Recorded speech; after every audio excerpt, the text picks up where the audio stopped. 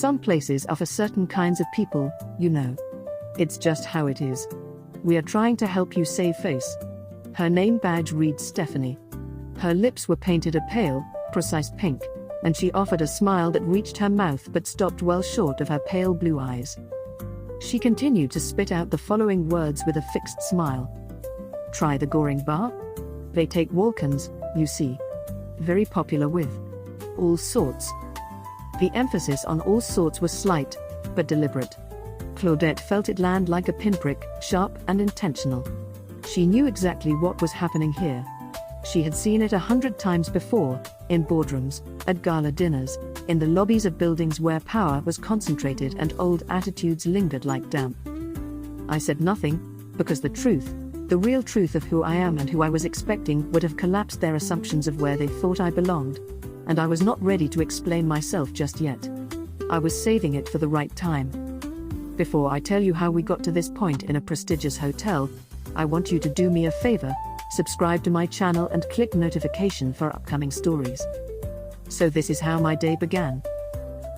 Black Mercedes Maybach glided to a halt along Beeston Place, far enough from the main entrance to avoid drawing undue attention, yet close enough to step inside without exposure to the evening chill. Claudette Sterling waited for the driver to open her door, her posture straight, composed, every movement measured. At 52, she was a woman who carried her success like a well-tailored garment, present but never ostentatious. Her hair was pulled back into a sleek, low chignon. An intricate piece of jewelry hung around her neck, a brooch, and a pair of small dangling diamond earrings. A slender platinum watch that had been a gift from her late father. She wore the light charcoal skirt suit with fine white silk piping along the lapels, cuffs and hem. Sharp, immaculate, designed to command respect without demanding it. It was only the second time she had put it on. The first had been at Windsor Castle, in the spring of 2025, when King Charles had tapped her shoulder with a sword and invested her as a Dame Commander of the Order of the British Empire for services to technology and enterprise. She rarely spoke of that day, never displayed the medal in her offices, and certainly never mentioned it in conversation. To her, the honor was a recognition of what she had built, not a prop to be brandished. Claudette was the founder and CEO of Discretion by Sterling Sovereign AIPA, a multi-million-pound AI firm whose flagship product, the Aristocrat, was the most sought-after personal assistant system among the British elite, royalty included. It was AI built not for speed or volume, but for discretion, etiquette, and an almost preternatural understanding of protocol. Her clients were dukes and duchesses, cabinet ministers, old money families and heads of state, people for whom privacy was more valuable than profit. She was connected, deeply so, but you would never see her on television, never read an interview with her in the papers, never find a single post from her on any social media platform.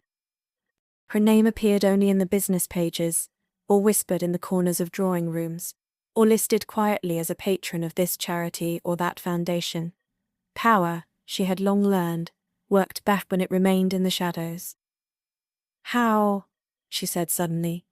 She checked her watch, exactly 10 minutes before her 12 noon appointment.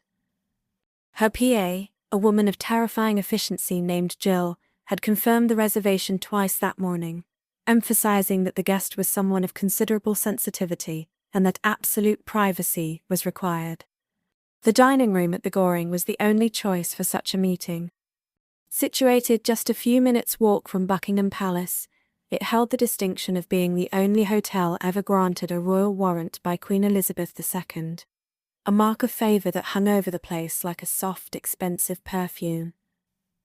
Its kitchen held a Michelin star, and on the menu sat eggs drum kilbo, a rich, delicate dish of lobster, eggs and mayonnaise, long rumoured to have been one of the late Queen Mother's favourites, and still prepared exactly as it had been in her day. Tradition was everything here, and Claudette valued tradition almost as much as she valued discretion. As she stepped through the doors and into the grand reception area, the world outside fell away. It felt exactly as Jill had described it, like stepping into an aristocratic English drawing room. Grand and polished, yet warm, never cold or intimidating. The colour scheme was rich and deliberate, pistachio green floral wall coverings handcrafted by Fremantle, deep velvet curtains framing tall sash windows, crisp white linen on every table, and a striking red floral carpet that ran the length of the room, lending the space a quiet ceremony. Chandelier-style lights cast a soft golden glow over everything, catching the edges of polished mirrors and gilded frames. On closer inspection, there were small, playful details that made the place feel alive rather than museum-like. Tiny painted monkeys perched high on the cornices, portraits of ancestors with faintly mischievous expressions. Decorative touches that nodded to history without feeling stuffy. Through the glass doors, the seating was elegant but understated. Green upholstered chairs, deep red banqueters lining the walls, round tables spaced generously apart so that conversations remained private. Crystal glassware gleamed beside small vases of fresh roses or sweet peas, and the air smelled of beeswax, old wood, and expensive food. This was not glamour, this was heritage. It was the kind of room where nobody needed to announce their importance, because the room itself already knew. Claudette walked calmly to the reception desk, her heels making a soft, rhythmic sound on the carpet. Behind it stood a woman in her late 50s, her ash-blonde hair pulled back into an impossibly tight, immaculate bun, her uniform pressed to perfection. Her name badge read Stephanie. Her lips were painted a pale, precise pink, and she offered a smile that reached her mouth but stopped well short of her pale blue eyes.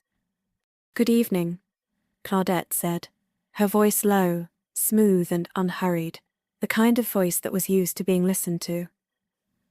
"My PA reserved a table for two, in the name of Sterling."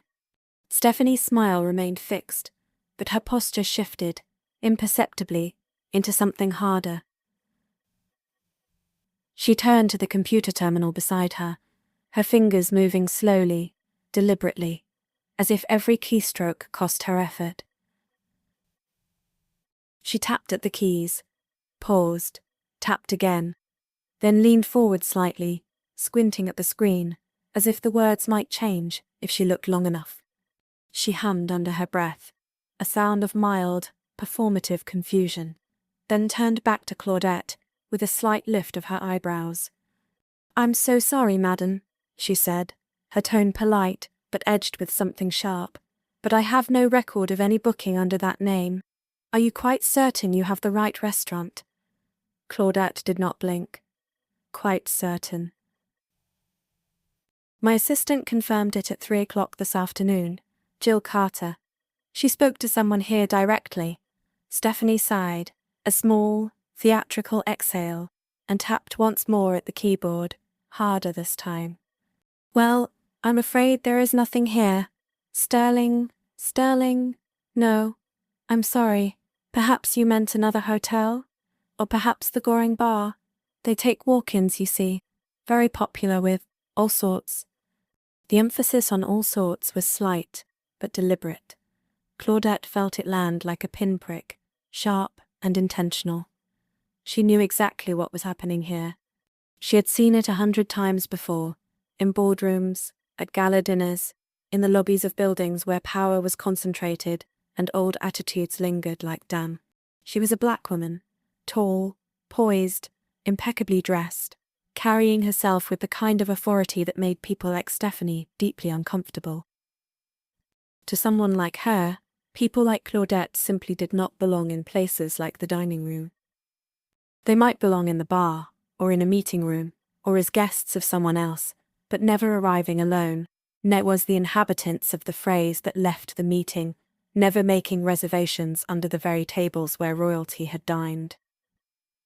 "I did not mention the bar," Claudette said evenly. "I am booked in the dining room. My guest will be here in 5 minutes. I would prefer to be seated before they arrive." Stephanie's smile tightened. "Well, as I say, there is no booking." And as you can see, she gestured vaguely toward the dining area, where several tables remained conspicuously empty. "We are fully committed. Every table is reserved for regular clients, very established guests who understand." Claudette looked past her, toward the empty tables, toward the waiters moving smoothly between them, toward the soft light and the scent of expensive food. She felt no anger, not the hot, rushing kind anyway, but a cold, clear resolve.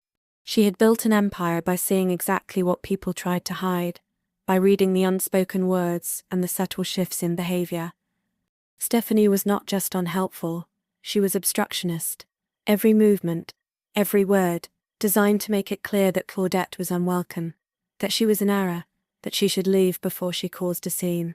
"Perhaps you could check again," Claudette said, her voice dropping slightly, taking on that weight of authority that made junior executives tremble.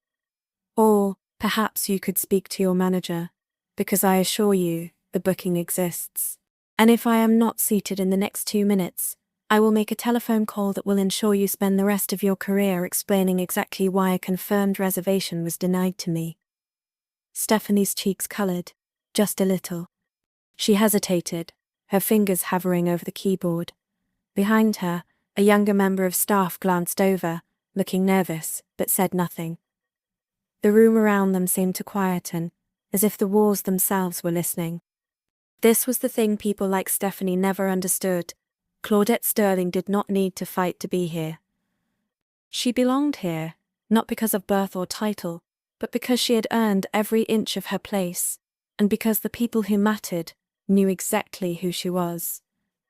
Stephanie's eyes narrowed. She leaned forward again, typed slowly, and this time her shoulders dropped almost imperceptibly. She turned back, her smile now brittle, strained. "Ah," she said, her voice thinner than before. I do see it now. It was filed under discretion by Sterling, not your personal name. An oversight. My apologies." She reached for 2 menus, holding them tight, as if they were currency. "Follow me, please." As Stephanie turned to lead the way, Claudette smoothed the front of her charcoal suit, her fingers brushing the white silk piping. She had not needed to mention the investiture, or her company's turnover, or the names of the people she counted as friends. She had only needed to stand her ground. She walked after Stephanie, her step steady, her expression calm, and as she moved through the room, past the green walls and the red carpet and the portraits that watched from the walls, she knew one thing for certain. Tonight was only the beginning.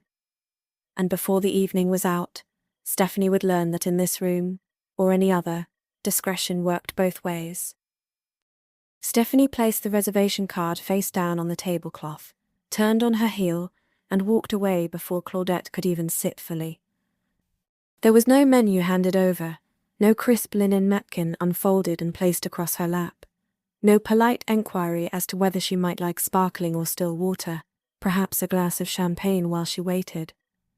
She simply vanished toward the service doors, her back rigid, as though she had been urgently summoned, though no one had called her.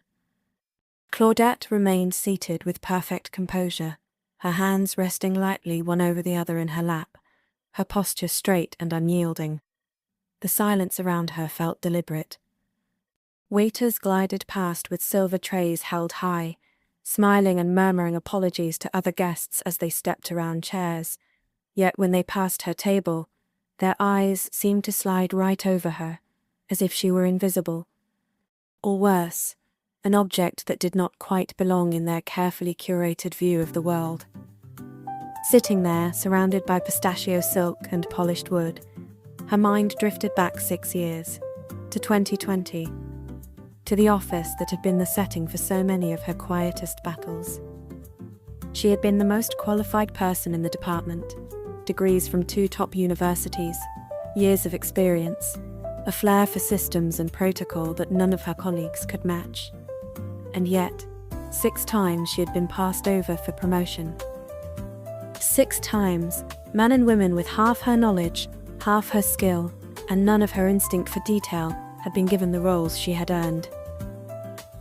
She remembered one instance with stinging clarity, a girl named Jasmine, fresh out of university, only 6 months into the job, with large round eyes and a smile that could melt frost off a window pane. Who had been elevated to a senior position overnight, Jasmine had been warm, charming, undeniably lovely in her tight-fitting blouses, and completely out of her depth. Everyone in the office had expected Claudette to break. They watched her desk, waited for the tears, for the angry email, for the resignation letter written in haste. But Claudette did not cry. She did not shout. She simply sat there, staring at her screen, while inside her head, the blueprint for her future business began to take shape. In December, she resigned, and she registered her new company, Discretion by Sterling, Sovereign AI, PA, Offices.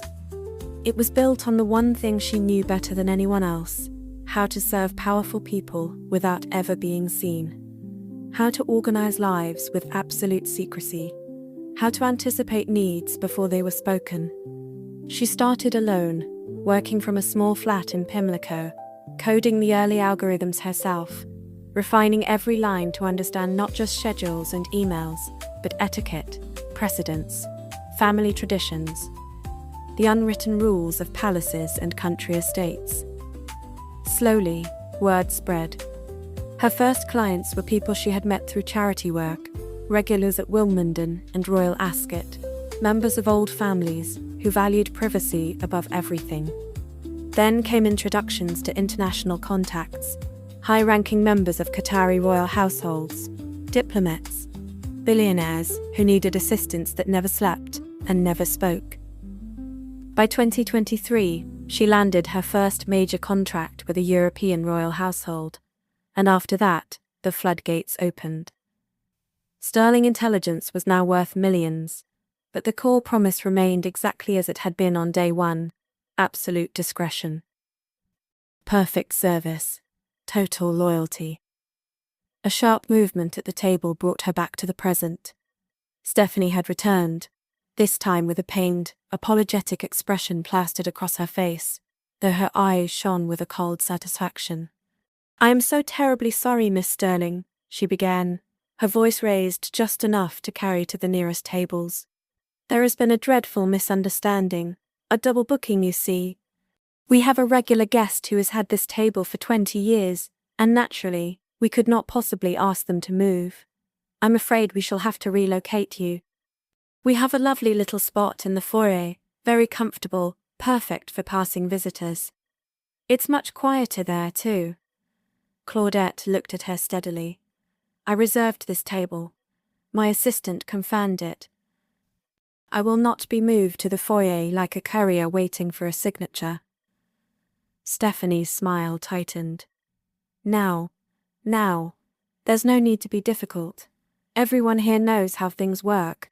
You wouldn't want to cause a fuss, would you? People might get the wrong impression, think you don't understand how fine establishments operate." She leaned in slightly, lowering her voice to a stage whisper, dripping with condescension.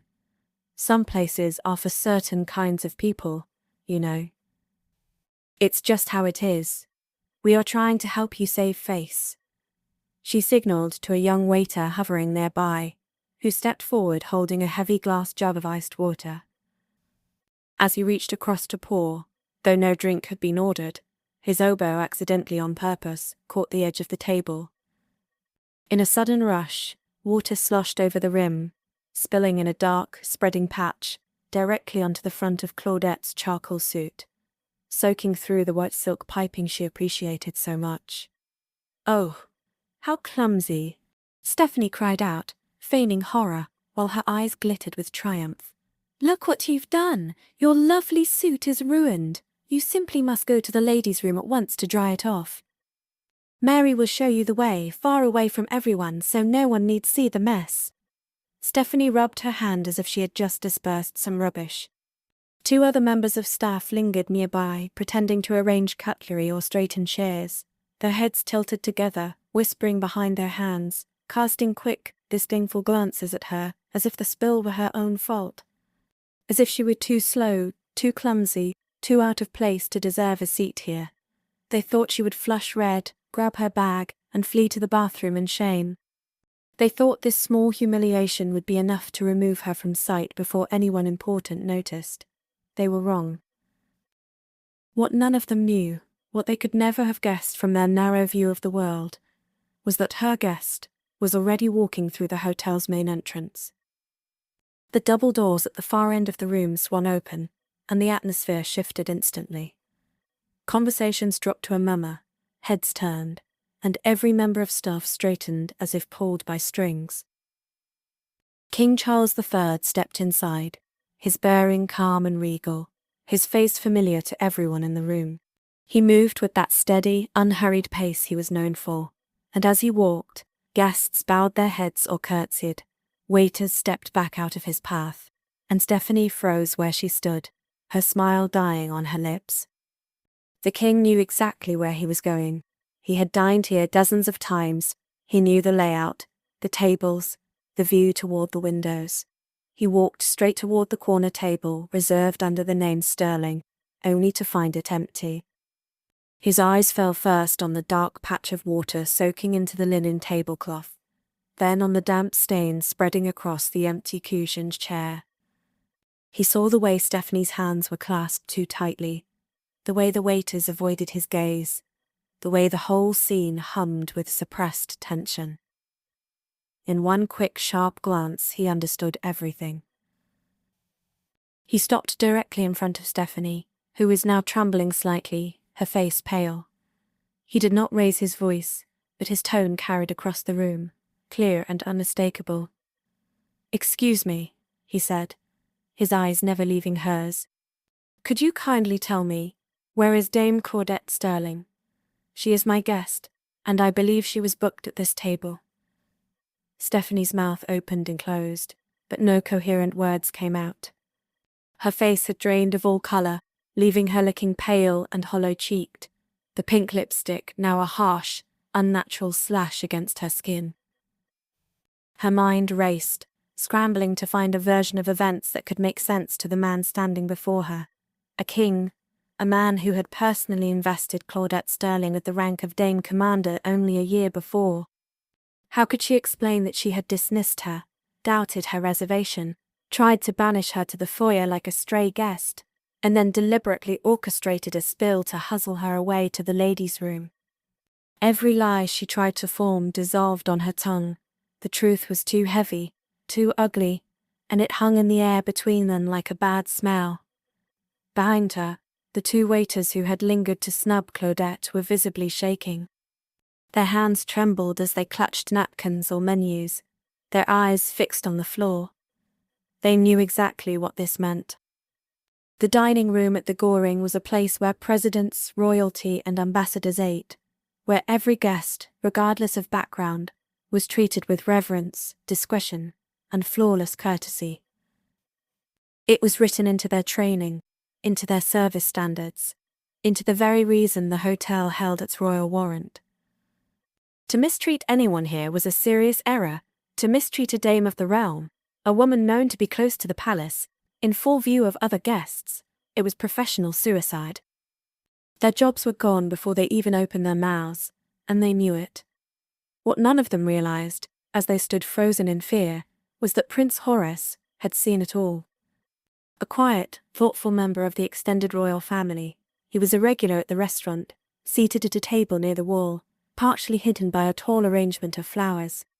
He had watched from the moment Claudette arrived, the way Stephanie had pretended the booking didn't exist, the way she had delayed and demeaned her, the way the water had been spilled with suspicious clumsiness, and the way Claudette had been ushered away under the pretense of fixing her clothes.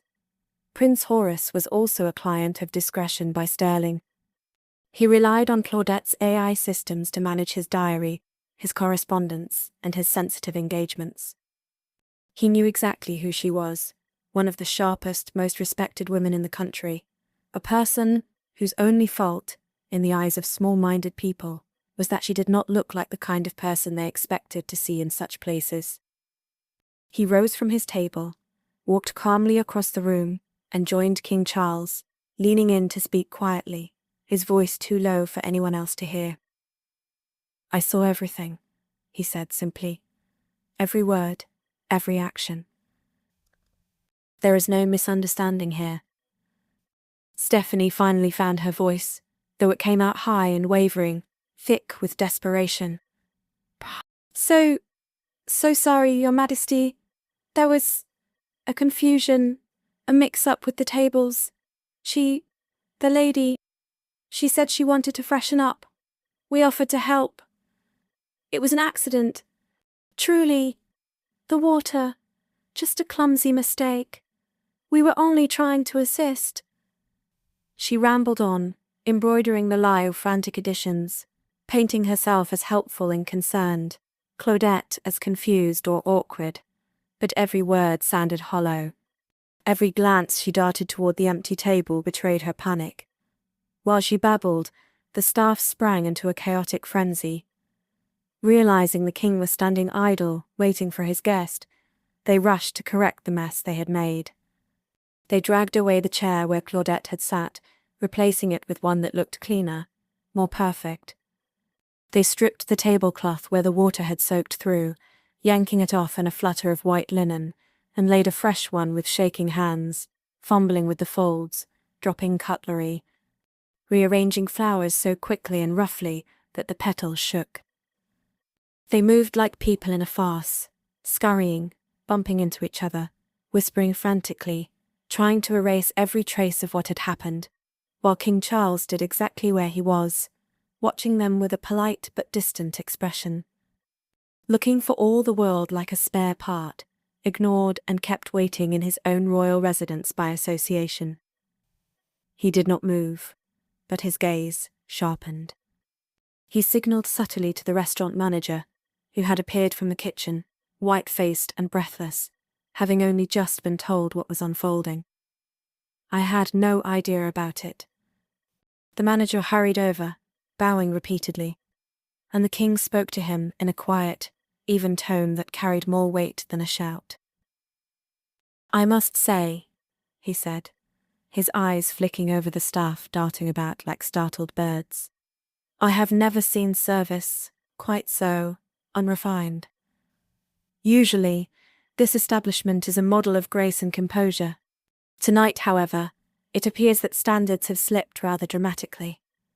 Perhaps you would care to explain why my guest is missing, and why your staff appear to be in such a state of distress. The manager could barely answer, stammering apologies, promising to investigate, promising that heads would roll, promising anything he thought might save the hotel's reputation and his own career. Meanwhile, in the ladies' room, Claudette stood before the mirror, staring at the dark spreading stain across the front of her charcoal suit. The fabric was ruined, the fine white silk piping was soaked and discoloured, the wool crumpled and heavy with water. She did not cry, she did not rage. She simply pulled out her phone and called her PA. Jill was not just an assistant, she was part of the inner circle, hand-picked for her speed, her loyalty, and her ability to solve impossible problems before they became problems at all. Jill, Claudette said, her voice calm and clear. There's been an incident. My suit is ruined. I need an exact replacement. Same suit, same size, same detailing, brought to me here immediately. You know the one. Charcoal, white silk piping. I also need you to send a message directly to His Majesty the King. Tell him I have been unavoidably delayed, that I am unharmed, and that I will join him as soon as I am presentable. Move fast, please. She did not need to explain further. Jill already knew that Claudette kept backup garments, key suits, dresses, accessories, in a prestige protective carrier in the boot of her Maybach, parked exactly 5 minutes' walk away. It was part of their protocol, always prepared, always covered, never caught out by accidents, spills, or delays. Jill moved at lightning speed. Within moments, she had messaged the king's private secretary, ensuring the message reached him personally, and then she was out of the office, striding toward the car, carrier in hand, moving with the kind of focused urgency that Claudette had instilled in every member of her team. Back in the dining room, King Charles's phone buzzed quietly in his pocket. He excused himself from the manager for a moment, read the brief message from Jill, and a faint, knowing look crossed his face. He glanced toward the corridor leading to the restrooms, and just then, he saw Jill, slender, sharp-eyed, dressed in a discreet dark coat, dashing quickly but unobtrusively toward the ladies' door, the protective carrier held tight in her hand. He nodded almost imperceptibly. He understood now. Claudette was not fleeing. She was regrouping. Inside the restroom, the door locked behind her, Claudette took a deep breath and began to change. She peeled off the wet, damaged suit, folded it carefully, and put on the fresh, identical one Jill had brought. It fitted perfectly, as she knew it would. The tailoring was exact, the piping crisp and bright against the dark fabric. She smoothed the skirt, adjusted the jacket, reapplied her lipstick, and fixed her hair back into its sleek chignon. As she stood there, restored, composed, her mind turned to what came next. She was not angry, not really. She was disappointed, but more than that, she was determined. These people, Stephanie, the waiters, the manager, had made a choice.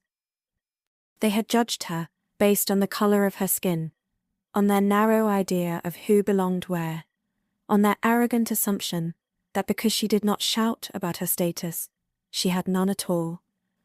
They had humiliated her, tried to make her invisible, tried to push her out of a space she had every right to occupy. But they had not understood one fundamental truth. Claudette Sterling did not build an empire, did not become a trusted advisor to royalty and billionaires, did not earn a place at the highest tables in the land by shrinking away when challenged. She had started her company after being passed over 6 times, after watching less capable people advance simply because they fitted a certain look or style. She had built discretion by styling on the belief that excellence, integrity, and service mattered more than birth or background.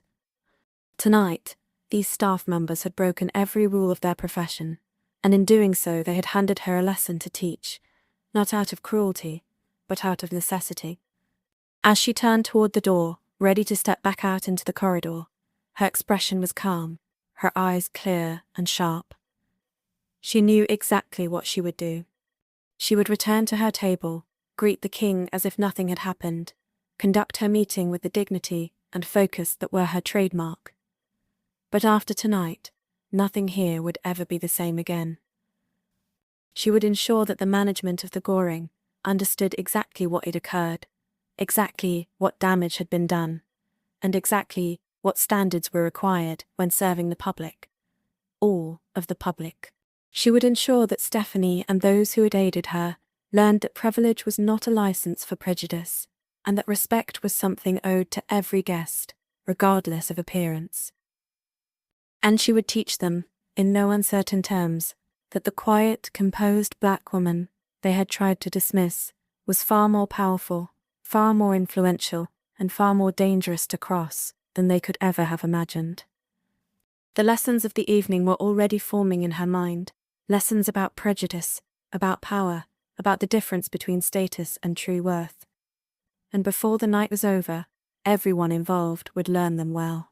Claudette stepped back into the dining room with the same measured grace with which she had first arrived. Every movement was deliberate, every line of her posture straight and assured. The charcoal suit she now wore was identical to the one she had entered in, sharp, perfectly tailored, with the fine white silk piping catching the soft light of the chandeliers. But there was a difference. Where before she had been a guest waiting patiently, now she carried herself with the quiet, unassailable authority of someone who knew exactly what she was worth and exactly what was owed to her. Her hair was still sleek, her expression calm, her gaze clear. Jill walked a pace behind her, holding the ruined suit carefully in a protective garment carrier, the dark stain on the fabric visible even from a distance, a silent, undeniable piece of evidence. King Charles saw it instantly. His eyes flicked from the pristine suit Claudette now wore to the crumpled, damp one in Jill's hands, and the slight tightening of his jaw was the only sign of his displeasure. He did not storm over, he did not raise his voice, he did not step in to take control or speak for her. He understood, perhaps better than anyone, that to interrupt her now would be to undermine the very dignity these people had tried to strip away. This was her moment, her correction, her lesson to teach, and he stood perfectly still, his attention fixed entirely upon her, giving her the full weight of his presence and his respect. The restaurant manager, a man named Mr. Harrow, whose face had been pale and anxious since the first whisper of trouble reached him, hurried across the room. His shirt collar was damp with sweat, his hands clasped tightly together, his usual polished composure completely shattered. He had spent years building a career in high-end hospitality, guarding the reputation of the Goring as if it were a precious heirloom, and now he saw it unravelling before his eyes.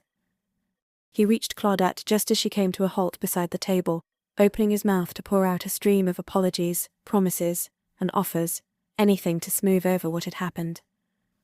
But Claudette raised one hand, gently, almost casually, and he fell silent mid-sentence. Her gesture was soft, but its power was absolute.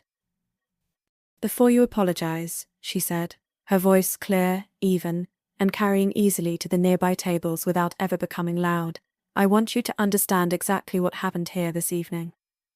Because apologies are empty unless you know what you are apologizing for." Mr. Harrow froze, his mouth still slightly open. He looked from Claudette to the king, then towards Stephanie, who stood rooted near the reception desk, her face ashen, her earlier arrogance completely vanished.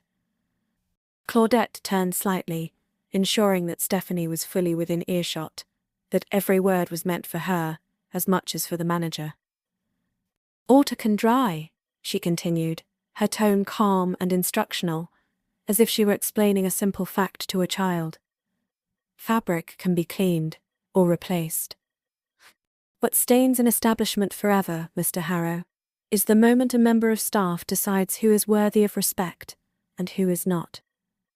That is a mark that no amount of polish, no Michelin stars, no royal warrants can ever wash away." The king's eyes moved directly to the manager then. He said nothing, did nothing more than hold that gaze, but the message in it was unmistakable. Listen carefully. Do not miss a single word. This woman is not complaining.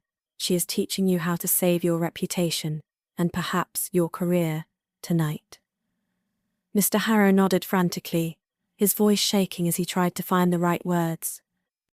"Your Majesty, Dame Claudette, I am terribly, terribly sorry. We will of course replace the suit, cover any costs, offer you a complimentary stay, a private dinner, anything you wish. This is entirely contrary to our values, to our training, to everything this hotel stands for." He stopped abruptly under the weight of the king's gaze. It was not an angry look. That would have been easier to bear. It was worse. It was disappointment.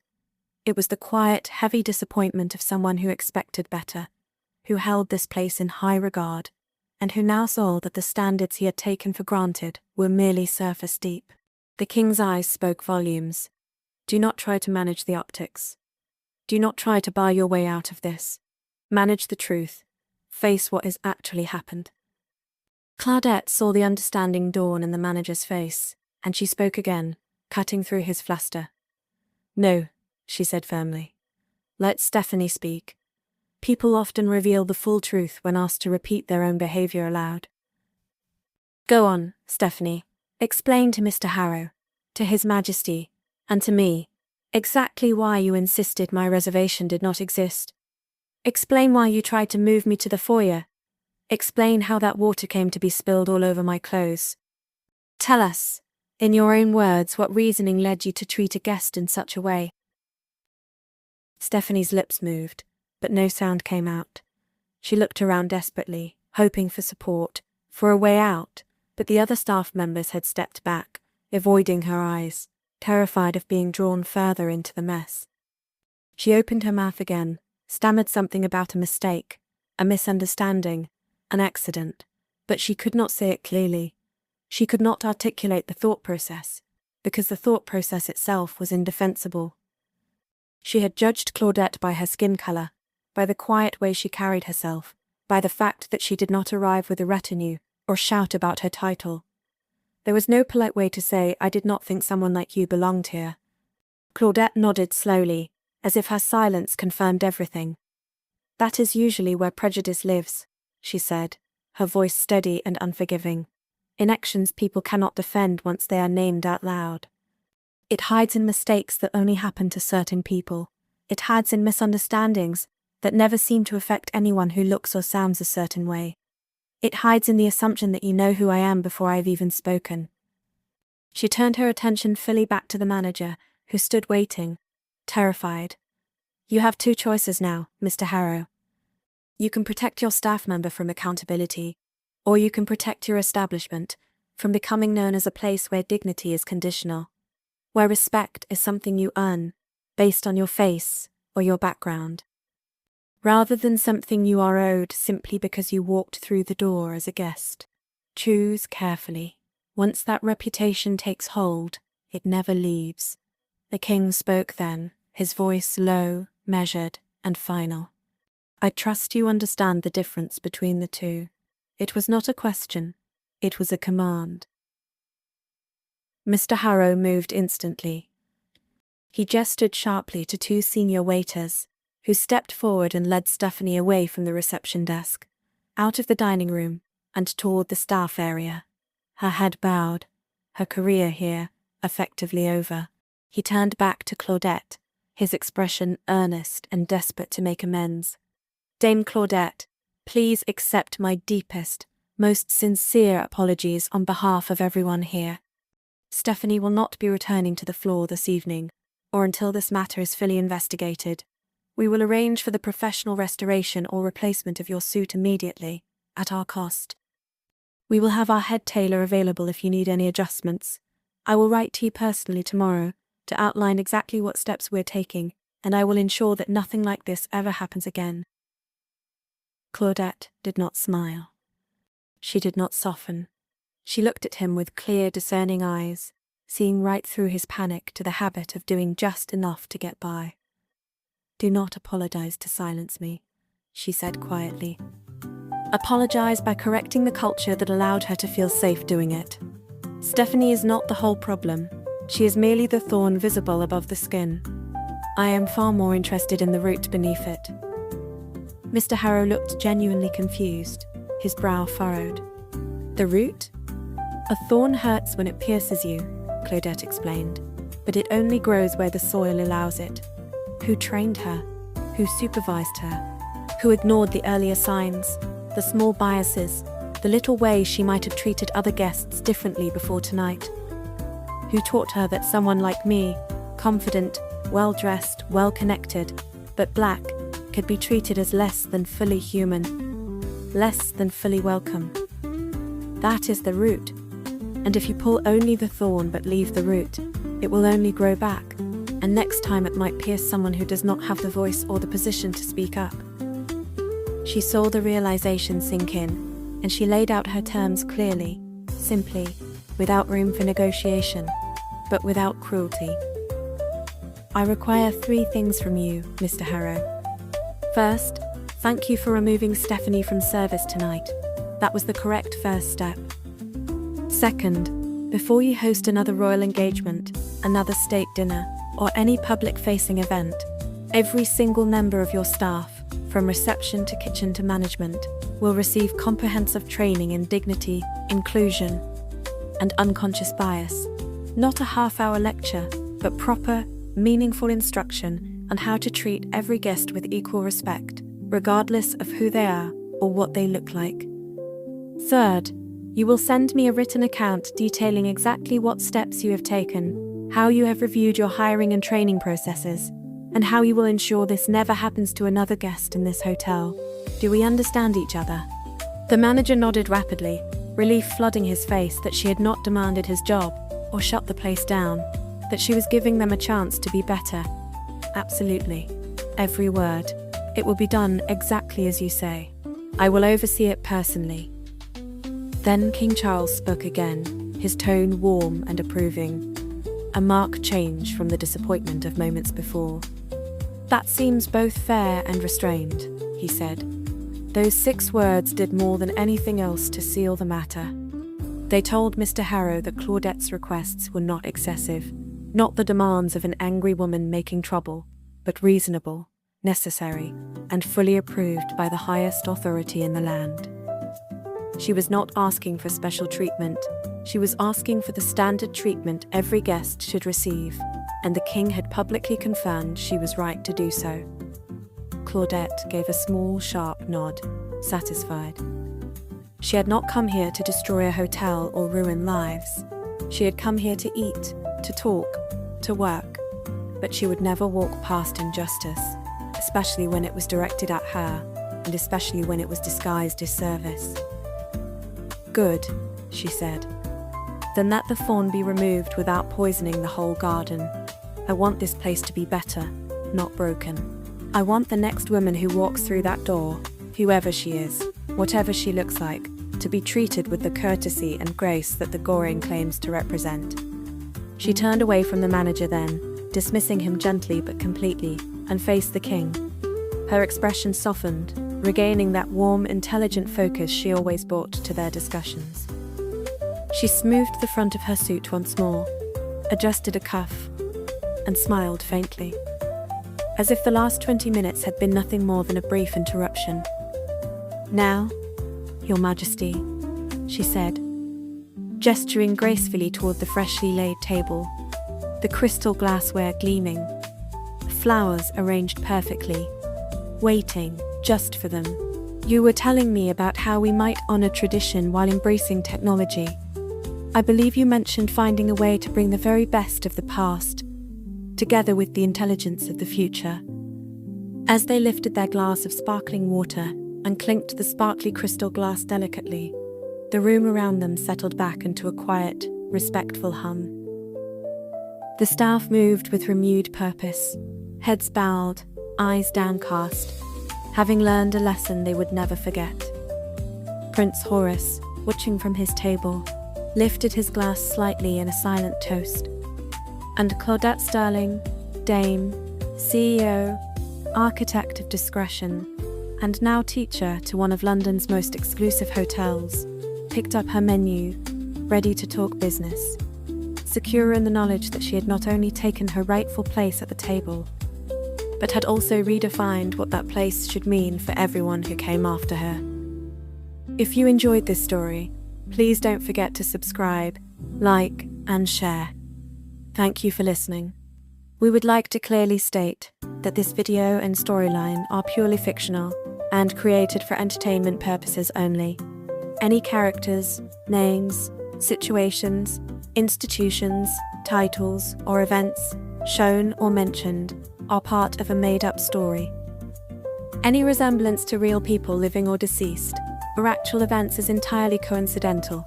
The content is intended as dramatic storytelling and should not be interpreted as factual, biographical, or historical.